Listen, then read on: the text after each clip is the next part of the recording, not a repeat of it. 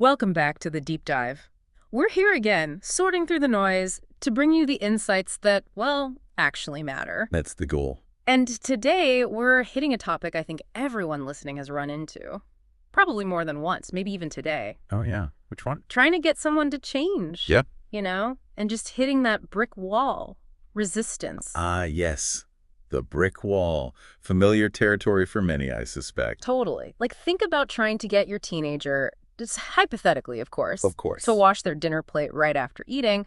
But nope, it's still there, hours later, a monument to procrastination. Or maybe at work. Right. You got this great new project tracker, super efficient. Yeah. But your colleague is just welded to their old spreadsheet from, 1998. Exactly. We've all been there. And seriously, if anyone listening has solved the teenager dishwashing equation, please let us know. We need answers. We might need a whole separate deep dive for that one. Huh? Definitely. But what we're really diving into today goes deeper than just frustration. It's about why most change efforts, big or small, home or office, they don't fail because the idea was bad. No, often the idea sound. Right. They fail because people just weren't on board. They weren't willing to support it. Precisely. And that's where our source for today comes in. It's a really insightful piece by Collie called Navigating Pushback Without Losing Credibility. Sounds spot on. And Collie really just zeroes in on this fundamental point. He puts it plainly. Desire is the engine of change. The engine. I like that. Yeah, without that real internal desire, the best plans just stall, projects collapse, motivation evaporate. It just fizzles out. But here's the flip side, and this is crucial. With that desire, even a plan that's maybe not perfect, Right. it can still succeed. It's that powerful. That really reframes things. It's not about forcing compliance. It's about fostering that internal want to. Exactly. Compliance you can maybe force short term, but it's fragile. Desire is what sustains change. So, for everyone listening, our mission with this deep dive is kind of a shortcut. We want to help you understand why people push back against change. And maybe more importantly, Yeah, how to actually cultivate that genuine support, that engine, instead of just, battling resistance all the time. so we'll unpack what desire really is, look at what shapes it, and then get into some practical tools for handling those tricky conversations. Okay, let's do it. Where do we start? What is desire in this context? Well, first off, it's not just following orders. It's not a checkbox exercise for management. Desire, in this sense, is a personal choice.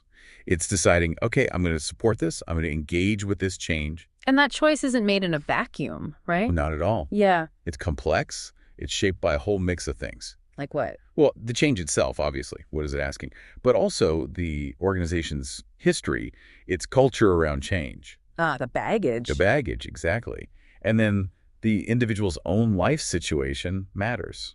What else is going on for them? Right. Capacity is a real thing. Huge. And maybe the deepest layer, their personal values, what really motivates them. All these things kind of swirl together. And that determines if someone truly buys in or if they're just, going through the motions. Precisely. And you need the buy-in for anything lasting. Understanding these influences is step one. Okay, so desire's personal. It's influenced by a bunch of factors. Let's break those factors down. What are the big levers here? You mentioned 4. Yeah, let's start with the first one, probably the most obvious but often overlooked, the nature of the change itself, which basically boils down to the question. What's in it for me? Exactly. People need to see a direct, tangible benefit for them. It sounds simple, but it gets lost in the shuffle sometimes. Give me an example. Okay, the source mentions a hospital introducing digital charting. Initially, big resistance from nurses, just felt like more admin, more hassle. I can imagine. Another system to learn. Right.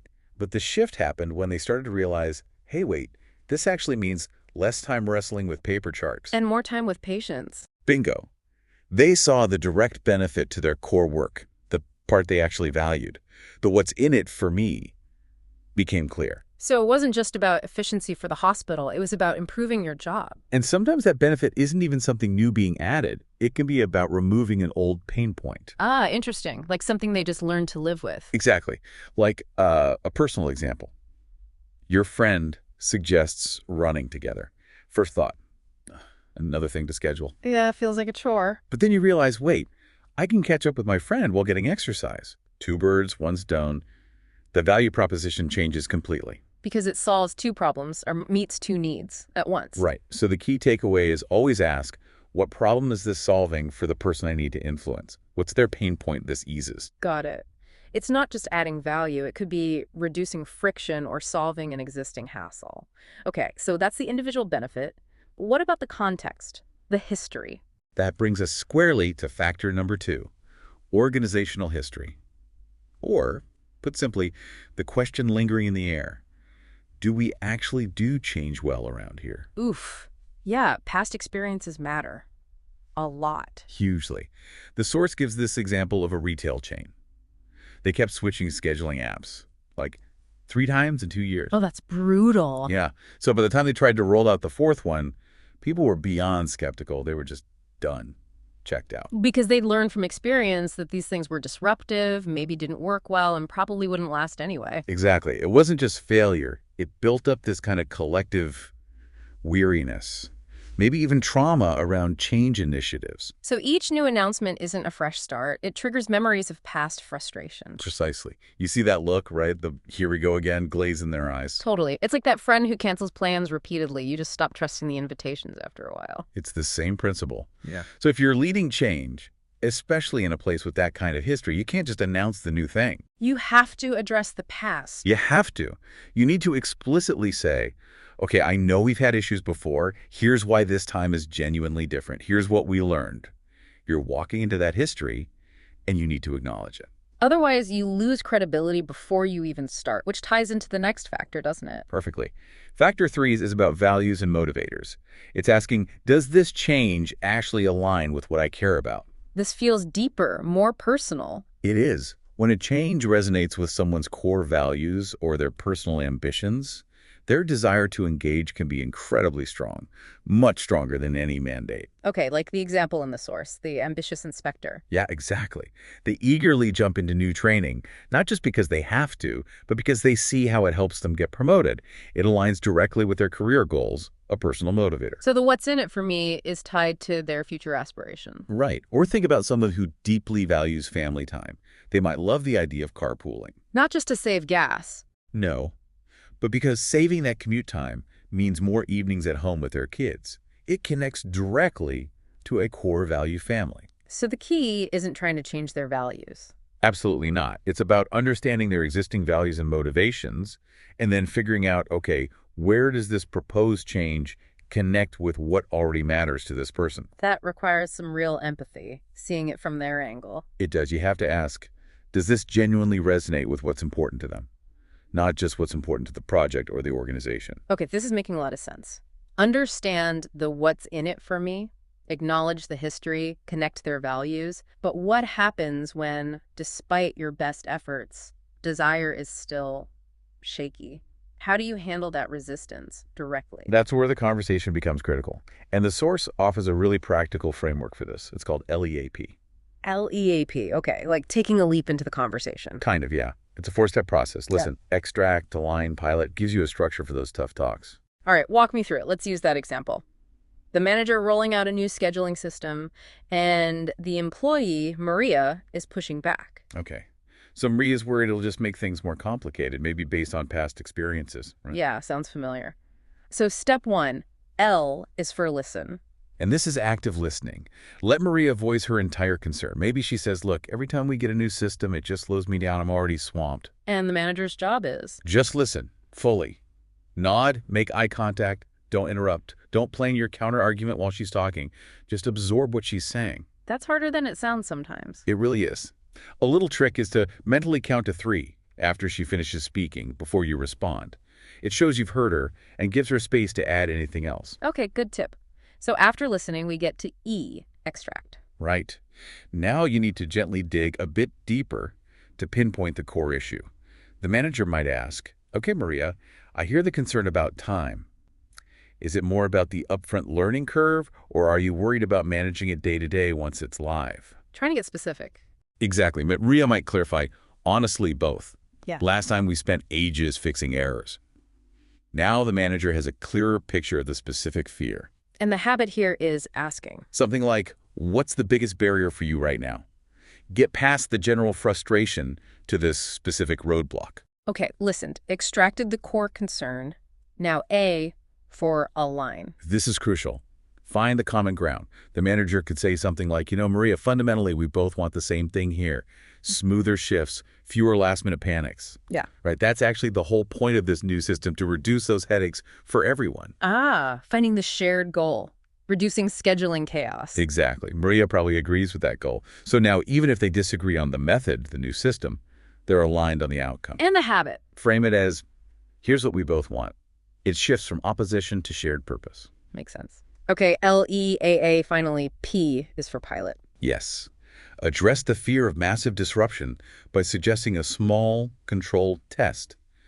The manager could propose, look, instead of flipping the switch for everyone, what if we just try this out on the weekend shifts for, say, the next 2 weeks? Lowering the stakes. Exactly. We can see how it goes, work out any kinks before we roll it out fully. If it's a disaster, we adjust. How might Maria react to that? Well, she might be more open now, perhaps. Okay, I can try that. At least it's not everything all at once. We can catch problems early. It reduces the perceived risks. Dramatically. Yeah.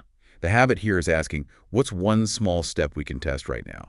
It builds confidence, shows you're listening, and gets things moving incrementally, builds that trust. LEAP, listen, extract, align, pilot. That feels really actionable for those difficult conversations. It is. It turns confrontation into collaboration. Okay, so LEAP helps in the moment, Right. but you also mentioned a way to quickly assess desire before even starting, the desire lens. Yeah, the desire lens. Think of it as a quick diagnostic checklist. Mm-hmm. 4 key questions to ask yourself when any change is proposed, whether you're proposing it or receiving it. Oh, what are they? First, why should I care? Yeah. That's the what's in it for me, Yeah. straightforward. Got it. Second, do I trust the messenger?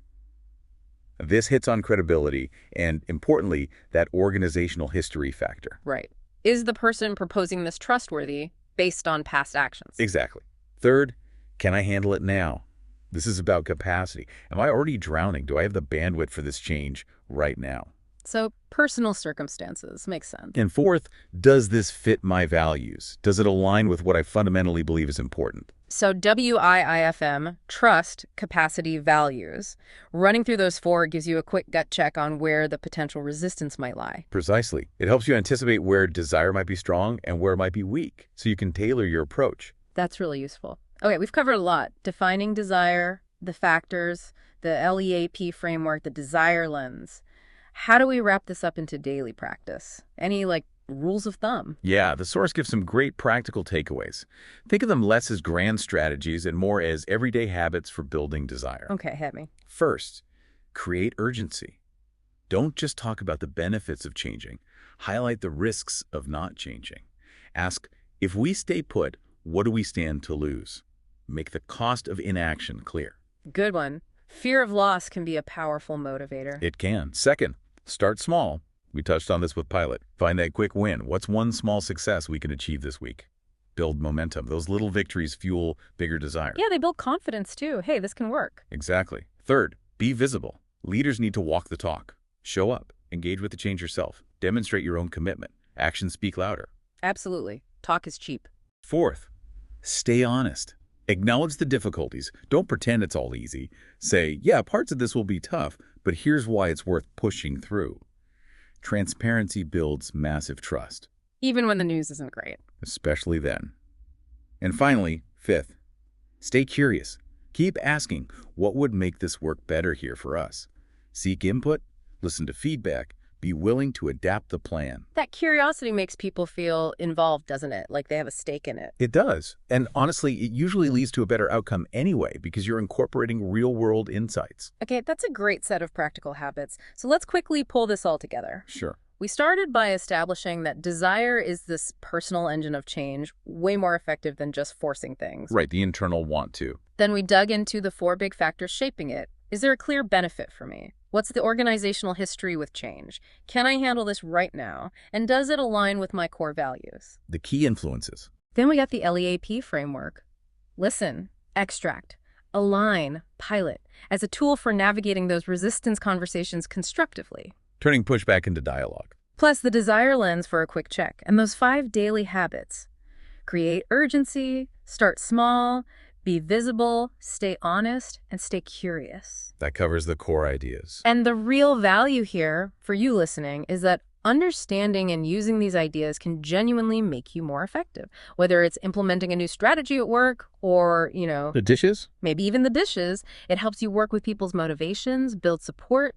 Instead of constantly fighting against that resistance, it's about fostering collaboration. It really shifts the dynamic from a battle to a partnership, ideally. Exactly. So as we wrap up, maybe a final thought for everyone to take away and chew on. Yeah, how about this? Think about the next time you find yourself in a conversation about change. Any change, big or small. What if, just for that conversation, your primary goal wasn't to persuade them immediately? Okay, what then? What if your first goal was simply to truly understand where their desire currently sits? What's driving it, or maybe what's blocking it? Just understand first. How might starting there change the entire interaction? That's a powerful shift in focus. Understand before trying to influence. Something definitely worth thinking about.